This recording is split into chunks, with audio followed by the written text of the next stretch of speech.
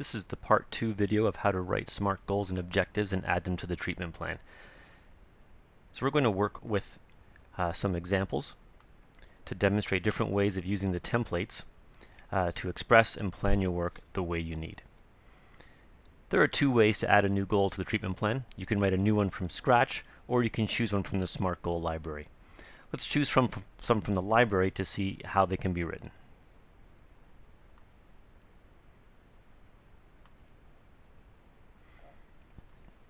So here's one for sorting different sizes of bolts.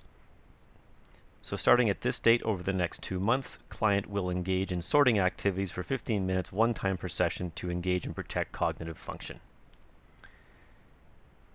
So there are different ways of measuring this. We've set up one objective here that we're going to sort 2 different sizes of bolts for 15 minutes, and 15 minutes is the target.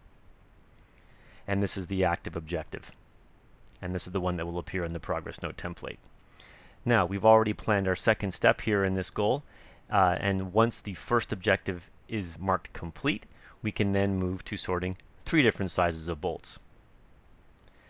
Now, another option for this is to change the number of minutes you're aiming for and work your way up to the target of 15 minutes. So perhaps we could add a new objective, and instead we're going to sort 2 different sizes of bolts, but first we're just going to aim for 10 minutes. So we would make that our active one, and once we get to that, and sorry, that would be pending and waiting, and then once we've completed this one, we can mark it as complete and then move that one to active. So that's one way of using the templates. You're able to edit anything when you pick a goal from the library. None of these objectives have been used yet, so there is no data attached to this goal or its objectives. You can delete any of these that come with a goal from the library if you don't want them. Keep the ones you want, or adjust things, of course, to reflect your specific situation with that client. Let's look at another example from the library.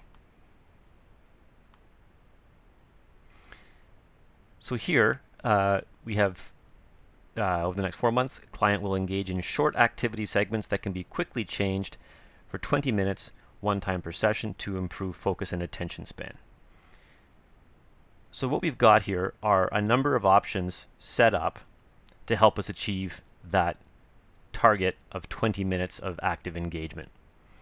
So we have 3 active objectives, and whichever 2 you used in a given in a given activity to get to 20 minutes would be the ones you select on the PN template. And we've also got some pre-written next steps that we can take once we've met these first objectives. You don't have to add next steps if you don't want. You know, here we've got some for 20 minutes. We've basically duplicated them all, but shooting for 20 minutes. So you don't have to add these next steps, but some of you may like to plot out your path ahead of time, so that's an option for you. Another way to use the template is when time is not the measurement that is being used. So here we have an example of a hall walking program. Now it looks like this goal was saved to the library with an objective marked as unrealistic, but since it hasn't been used yet, we can edit anything. So let's use this to set things up the way we want. So again, here time is not the measurement. We want the client to participate in a hall walking program. Again, we don't care about time, but we want them to do it one time per session to engage and protect mobility. First, we're going to aim for walking up the hallway and back to the room one time per session. Again, we don't care about the time, but we're one time per session.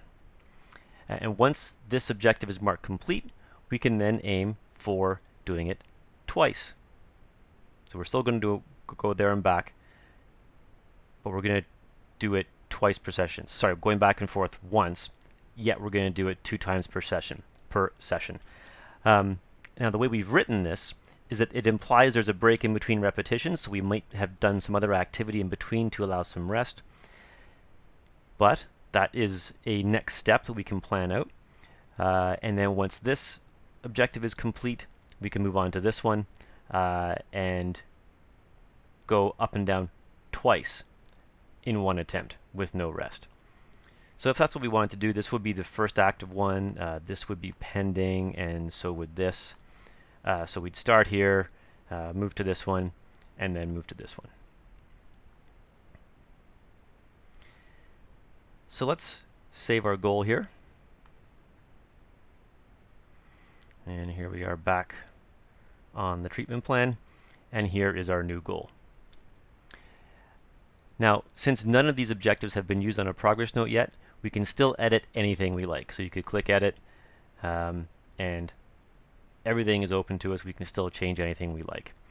In fact, if we don't even want to keep it, just going to click cancel here, we do have the delete button available, so we can actually delete the entire thing if we don't want to keep it. Just thinking about the goals in the library. Right now, only your clinical manager can add a goal to the library. So if you have a goal on one of your treatment plans that you want to be able to reuse, or you think it's a useful foundation to work from for other situations, please ask your CM to add it. The library is shared by all the staff, so every goal in it will be available to anyone to use. And that is how you edit and write SMART goals and objectives.